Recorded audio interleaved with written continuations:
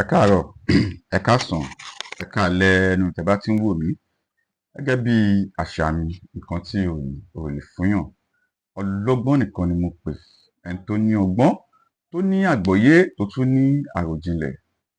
Ẹ jọ̀ọ́ tó bá jẹ́ pé àkọ́kọ́ leléyìí tó come across program mi, bá mi share, kó bá mi like, kó dẹ̀ bá mi comment, kó dẹ̀ bá mi tag gbogbo ẹni tí ìwọ náà mọ̀ pé ó lọ́gbọ́n bíi tiẹ̀, tó lóye bíi tiẹ̀, tó ní ìfarabalẹ̀ bíi tiẹ̀ láti gbọ́ ètò yìí. Bá mi tag ẹ̀ mọ́, kó dẹ̀ bá mi share pẹ̀lú wọn. Ìtẹ̀síwájú lórí agbára. Ní ẹ̀kan sí, tí a bá máa sọ̀rọ̀ agbára, nǹkan tí ó rọ̀ mọ́ agbára pọ̀ gan-an. Lára àwọn olólùfẹ́ mi kan sọ pé kí n try láti wá ṣe live video. Mo wá ní pé mo ṣì ń bọ̀ ń live, mo ṣì máa ṣe live video, but kò kí ń ṣe gbogbo àwọn tó ń rìn lórí ilẹ̀ ayé yìí lọ́lọ́gbọ́n àti olóye. Ó máa rí, kò ń ṣe gbogbo ẹni tó ń rìn lórí ilẹ̀ alààyè ló lọ́gbọ́n ló lóye. Kò dẹ̀ ṣe gbogbo ẹni tó ń rìn lórí ilẹ̀ alààyè ni ó jẹ́ ẹ̀dá ènìyàn. Ṣé rí bọ́n ṣe máa ń sọ pé ẹlòmíì ó hùwà bí ẹranko lẹlòmíì lóòótọ́. Tẹ bá rí tọ́ bá sọ pé ẹlòmíì dẹ̀ ń ronú bí aáyán, ẹlòmíì ń ronú bí aáyán lóòótọ́. Tọ́ bá ní pé èèyàn ó ń ṣe bí ẹkùn lóòótọ́. Bí irú wa wà lára ẹranko, irú ẹranko wà lára àwọn èèyàn. Ọlọ́gbọ́n o, ìwà àwọn èèyàn kọ̀ọ̀kan wà lára ẹranko, ìwà ẹranko kọ̀ọ̀kan wà lára àwọn èèyàn. Ló fi jẹ́ pé ọ̀rọ̀ tí mò ń sọ yìí, tí ẹlòmíì bá fi etí tribalism gbọ́, bóyá ọmọ Ìgbò ni o, bóyá ọmọ Haúsá ni o, tó bá fi etí yẹn gbọ́ ètò yìí, ìfẹ́ àbí ẹ̀tanú tó ní sí èdè àṣà àti àṣà abínibí ilẹ̀ Kútú Òjíire kò ní jẹ́ kó ní àgbọ́yé nípa ọ̀rọ̀ tí mò ń sọ yìí. Tó bá dẹ̀ jẹ́ àáfàá ni ẹ́ àbó jẹ́ pásítọ̀, nítorí ìfẹ́ àfẹ́jù tó ní sí ẹ̀sìn Islam àti ẹ̀sìn Christianity kò ní jẹ́ kó ní àgbọ́yé àti àròjinlẹ̀ ọ̀rọ̀ tí mò ń sọ yìí. Ọlọ́gbọ́n o, olóye o, wọ́n ní pé ẹni tó bá máa jẹ ogún kógún, ó máa pa ìtàn kítàn. Ẹ di ọ̀rọ̀ yẹn mú. Àwọn wo ló sọ ìtàn wa fún wa? Ibo la ti rí ìtàn wa? Agbára mo ṣì wà nínú ẹ̀ torí máa fẹ́ yọ̀nà náà ọ̀rọ̀ agbára, àkọ́tà ń pè ní agbára, tẹ́ máa fi understand. Tí èmi bá ń sọ̀rọ̀ agbára fún ẹ, agbára bẹ̀rẹ̀ láti ọ̀dọ̀ èmi àti ìwọ. Bible sọ pé àwọn èèyàn mi ṣègbé nítorí wọn ò ní ìmọ̀. Wọn ò ní ìmọ̀, nítorí ẹ̀ làwọn èèyàn mi ṣe ṣe ìgbé. Ẹ wá ìmọ̀ kẹ́ rí ìmọ̀, ẹ má dúró lójú kan nínú ìmọ̀. Ìwọ sì o lọ Mauritius, o lọ Saudi, o lọ wá ìmọ̀. O ti wá ìmọ̀ ìsìláàmù ni. Ìlú wo ló ti wá? Ibo ni ìwọ̀n ẹ? Ibo ni ilé tó ti wá? Àwa la ní DNA. Kọ́kọ́ lọ wá ìran tó ti wá ná. Kí ni ìran yín? Kí ló pilẹ̀ ìran yín? Báwo lẹ ṣe jẹ́? Báwo ló ṣe wá? Tí o bá ti wá ìdí ẹ̀, gbogbo ìmọ̀ Quran yẹn ló máa wà lórí ẹ̀. Gbogbo láìfù nǹkan tó sọnù Quran àti Hadith ló máa wà lórí ẹ̀. Okay? Tó bá jẹ́ Christian náà, tó ka Bible, tó lọ sí Bible school, everything. Tí o bá ti lọ wá ìmọ̀ nípasẹ̀ àṣà àti ṣe ibi tó ti wá, kò sí nǹkan tó lè bẹ sọ nípa àṣà ìtìlẹ̀ kò dáa, because it's a devil. Mamoni, ṣíríkù ni. Okay, accepted. Bí o máa ṣe understand nǹkan tá à ń pè ní agbára tí à ń sọ yìí ni pé whether Kùránù, whether Bible, whether ìwé àtegbò, whether Ifá o, whether kìnnìkan or anything, ìwọ ni first agbára ìra ẹ. Kí ni agbára náà? Lọ́ fi ní pé inú re ó jẹ́ ju ògùn lọ. Mo ṣoore kò gbè mí, ó lọ́wọ́ kan kánú ni. Ọlọ́gbọ́n o, olóye o. Wọ́n ní bọ́wọ́ ò bá ṣe bí, bọ́kàn òro bí, ọwọ́ ò ní ṣe bí. Ṣé ń gbọ́ o? Ẹni tí ò bá ti ṣèkà, ojú irú wọn kò ní rí bí láyé. Ọ̀rọ̀ Olódùmarè ní mi ò mọ̀ bí akùnrin àná sọ mi àbá Bible sọ. Bọ́kàn òro bí, ọwọ́ gan ò ní ṣe bí. Ẹni ò bá ṣèkà, ojú irú wọn ò ní rí bí. Dìyẹn mú number 1. Number 2, agbára kejì tó wà lọ́wọ́ ẹ ni pé wọ́n ní pé tí a bá rán ní iṣẹ́ ẹrú ká fi tọmọ jẹ. kí Ọlọ́run Elédùmarè má fi àtijẹ àti mu wá síbi tó nira. Ẹlòmíì gba ẹ̀sìn nítorí ẹ̀sìn tó ń sìn, ó dẹ̀ fi ẹ̀sìn yẹn ó fi manipulate nǹkan tó máa jẹ nítorí pé ó mọ̀ pé òun máa ṣe padà lọ tọrọ forgiveness, òun máa lọ ṣe astaghfirullah life. Tí o bá ti lè dá ronú without religion, you will never be good in life, because Ọlọ́run ló dá ire ló dá ibi. Kí ló dé tí ìwọ ṣe choose láti mú ibi? Every religion, tribalism, civilization, especially media, wọ́n wá fi contradict ilé ayé ni. Ta ló mọ̀, gbogbo àwọn òyìnbó tó ṣe media tá à ń lò yìí, wọ́n ní guideline, wọ́n fún wa ní media guideline. Ọlọ́run, o ò lè gbóyìnbó lọ sílé ẹjọ́ kó wí ní ẹ nípa nǹkan tó ṣe, because there is term and condition. Tí o bá ra anything new, kó tó access ẹ, kó tó accept ẹ, o máa ka rule and regulation, o máa wá kọ I accept or agreed. Without agreed, tó bá decline, o ò lè rí nǹkan yẹn lò nìyẹn. That is the code. So media tó gbé wá yìí, tí ẹ bá wò, guideline wà ní media. Ọ̀rọ̀ tí mò ń sọ yìí, ó ní àwọn nǹkan tí màá máa mention, tí bá dárúkọ bóyá bíi ogun, tí mo dárúkọ ìbọn, tí mo dárúkọ ìbálòpọ̀, tí mo dárúkọ gbogbo àwọn nǹkan tó wà contradicting sí media, wọ́n máa plus ẹ̀ nínú fídíò tí mo ṣe nínú kan gbé wálẹ̀ àbí kọ́, because wọ́n ti code díẹ̀, wọ́n ti ní guideline. Guideline yẹn làwọn influencer wa, àwọn creator wa, àwọn blogger wa, òun ló ń lò tán fi ń gain ní attention àwọn èèyàn, tó fi ń ní followers, tó fi ń ní viewers. Ẹ máa rí àwọn èèyàn máa wà lórí ayélujára, a máa ṣe nǹkan tí ò tọ́, a máa sọ̀rọ̀ rírùn, a máa sọ̀rọ̀ òṣì, a máa jẹ́ bí abí mẹ́tọ̀ fáwọn èèyàn, ọ̀rọ̀ tí ò ṣe é gbọ́, a máa sọ ẹ̀dẹ̀ máa rí àwọn èèyàn 2.28 million 7 million máa wò.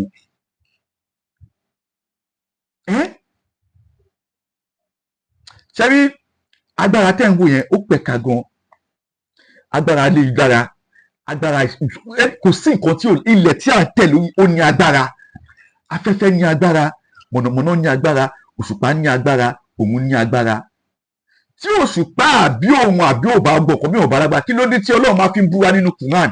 Wàṣámsù wádùá wákàmọ́rùn sájàlá, gbogbo Ọlọ́run máa ń fi ohun àfẹ̀mọ́júmọ́ òfin búra tí gbogbo òun ló ní agbára tiẹ̀.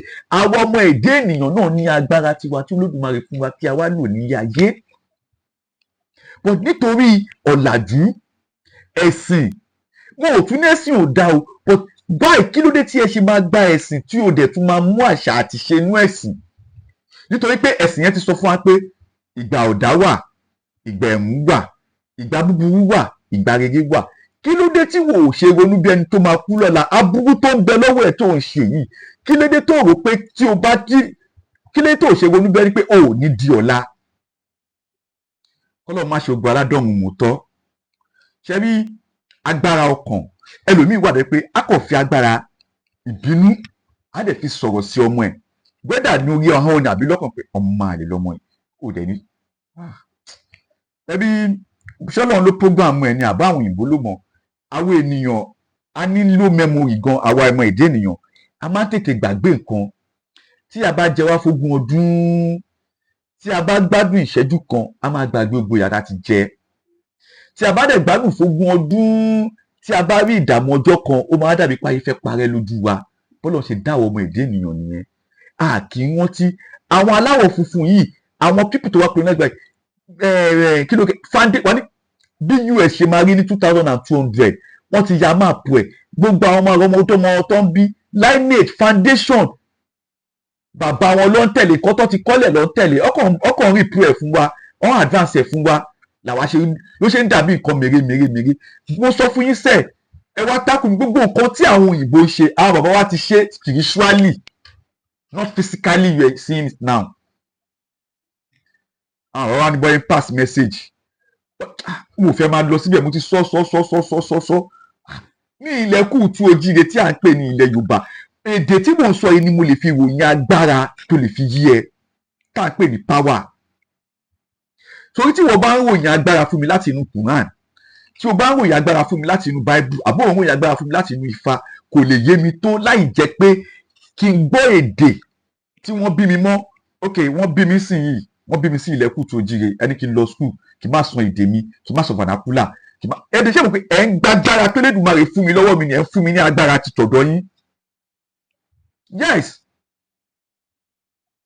èdè tí mò ń jí gbọ́ láàárọ̀ kó tó rìn síwájú báyìí wàá gbọ́ Yorùbá kó tó rìn ẹ wá gbé mi lọ sí school tí mo nílò ju 5 or 10 hours lọ níbẹ̀ ẹ wá ní kí n má sọ vernacular mi ò pé èmi àtọ̀rẹ́ mi ń jà sí i òun dẹ̀ ló ṣẹ̀mí ẹ wá ní ká kọjá lọ sọ́dọ̀ tíṣà ọ ní kí n rojọ́ mi ò lè rojọ́ torí mi ò gbóyìnbó ẹ̀nà mi ò gbóyìnbó ìyẹn sì ó lo agbára èdè agbára àṣà aláṣà ìdílé ó fi win ni because tèmi bá fẹ́ ọjọ́ bá ní shut up don't speak vernacular ó yá kí ni fẹ́ sọ kí n máa ṣe I go I do it's not possible so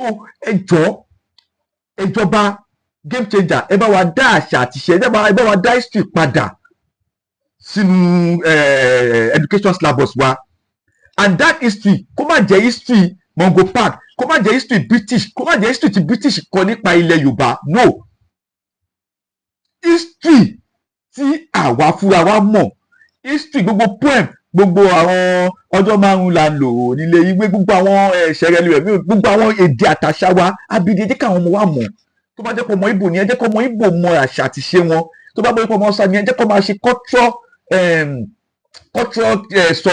subject in school yes ẹ má jẹ́ ká lose culture wa our culture is our power I swear culture wa ni power wa but these people dey first of all ọkọ gba power wa kúrò lọ́wọ́ wa kí ni power wa àṣà wa ìṣe wa ni power wa mo sọ fún yín kí o tó lè understand nǹkan tá à ń pè ní agbára o ní láti mọ form of government tí ilẹ̀kùn tó jíire ti ní sẹ́ẹ̀ àti ní form of government káwọn òyìnbó tó dé àti ní báyé ń jagun àti ní self defence àti ní ministry defence àti ní farmer àti ní olúbodè aṣọ́bodè a ní olórí ọ̀dọ́ a ní olórí ọjà àti mo bá ṣe ń control government nígbà tó dé wọn náà manipulate everything àti religion okay accepted but must we accept that culture of their own.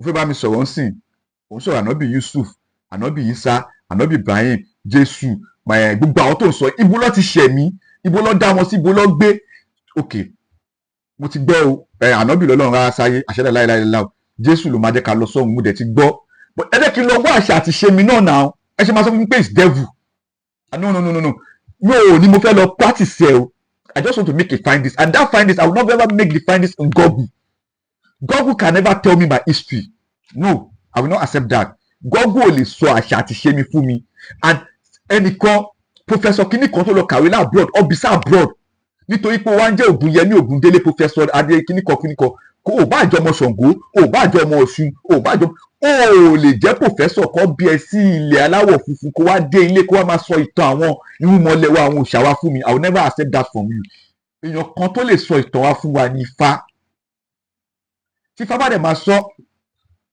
ẹ mọ nǹkan tí ọ̀rọ̀ yẹn ṣe wá dójú ni pé tí wọ́n bá ní kẹ́lòmíì kífá kò kí ń ṣe bí Ifá ṣe kíra ẹ̀ làwọn ẹlòmíì ṣe máa ń kí tó bá ti kífá ẹlòmíì tún máa áàdì nǹkan míì sínú fá láti jẹ́ kí Ifá dùn kó lè dùn òun náà ló ń ṣẹlẹ̀ nínú Bible àti Quran tí ẹlòmíì bá máa ka tó bá máa tú bisimilayi fún ẹ ó lè tú bisimilayi lọ́nà 200 tó bá máa tú nàtẹ́nà fún ẹ ó lè tú lọ́nà 200 bẹ́ẹ̀ náà ni Ifá asọ́dún tó bá ní kí ará Ìjẹ̀bú kífá ó máa kífá yẹn tó máa favour ẹ̀ ni tó bá ní kí ará Ọ̀yọ́ kífá ó máa kí tó máa favour ẹ̀ ni tó bá ní kí ará Ifẹ̀ kífá ó máa kí tó máa favour ẹ̀ ni tó bá ní kí ará Ògbómọ̀ṣọ́ kífá ó máa kí tó máa favour ẹ̀ ni anybody máa kífá because nígbà tí fá yẹn ṣẹlẹ̀ tí òdùfá yẹn ṣẹlẹ̀ tí ó yàn ibi tó ti kífá yẹn nǹkan tó ń ṣẹlẹ̀ lásìkò gbà yẹn ló fi kífá but nínú ọgbọ́n àti òye tí Elédùmarè fún wa pẹ̀lú ohun táwọn bàbá wa filẹ̀ lè máa fi mọ̀ pé òótọ́ lélẹ̀ irọ́ lélẹ̀ àgbélẹ̀rọ lélẹ̀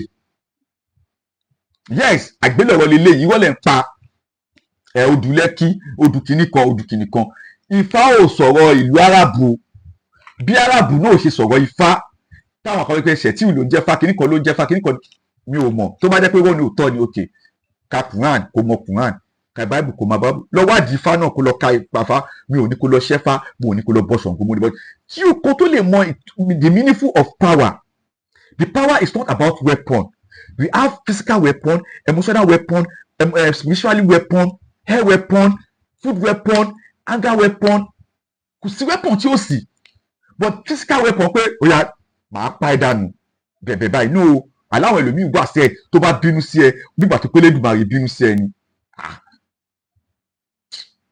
ọlọ́gbọ́n olóye o tí o bá ti ní ọgbọ́n àti òye nǹkan tí mi ò ṣe ní fẹ́ lọ sí live ní TikTok àbí YouTube àbí sósùn ni pé àwọn ẹlòmíín wà tí o bá fún ní àyè láti bá ẹ sọ̀rọ̀ tí o bá ń bá sọ̀rọ̀ á tún sì máa gbé ẹ padà sínú Bible àti Quran àti ọ̀rọ̀ Ifá kò wá ní jẹ́ kí ẹ ní ọ̀rọ̀ yẹn sọ because òun fẹ́ sọ nǹkan tó máa favour ẹ̀ tí bá pe ní fáwánsì pé ẹ wá defend nǹkan tó wù mí là ṣe ó máa sọ tó bá pe àáfàá náà ó máa sọ pẹ́pọ̀ má yẹ ká sọ̀rọ̀ Fá má yẹ ká sọ̀rọ̀ Quran má yẹ ká sọ̀rọ̀ Bible jẹ́ ká sọ̀rọ̀ ìjọmọlúàbí ọmọ ìlú òní ẹ ọmọ Yorùbá ni mí ok tó mọ̀ pé ìrere wà búburú wà tó mọ̀ pé ẹ̀san wà tó mọ̀ pé kàmá is few orí ẹmu kọ lóyún ṣùgbọ́n kàmá is few tó mọ̀ pé bí àlọ́ bá lọ àbọ̀ ń bọ̀ jẹ́ ká kọ́ máa fi ọgbọ́n yẹn sọ̀rọ̀ má kọ́kọ́ lọ sápamọ́ síbi pé Ọlọ́run máa foríjì mi tí bá ṣe é I will never take that from you jẹ́ ká kọ́ máa sọ̀rọ̀ natural pé ya Muslim ni ní àbí ok Christian ni wọ onífá ni wọ ya ẹ jẹ́ ká kọ́ gbé ogbè ẹ̀sìn yẹn lẹ̀ jẹ́ ká máa sọ̀rọ̀ Yorùbá má fi kúnkúnkúnkún àwùjọ mi láì ìwọ náà máa sọ pé Bíbélì sọ pé ìwọ náà máa sọ pé Ifá sọ pé jẹ́ ká máa sọ̀rọ̀ èdè abínibí gẹ́gẹ́ bí èdè tá à ń sọ yìí ṣé láàrin èmi àti ẹ̀ ṣó mọ̀ pé bí àlọ́ bá lọ àbọ̀ ń bọ̀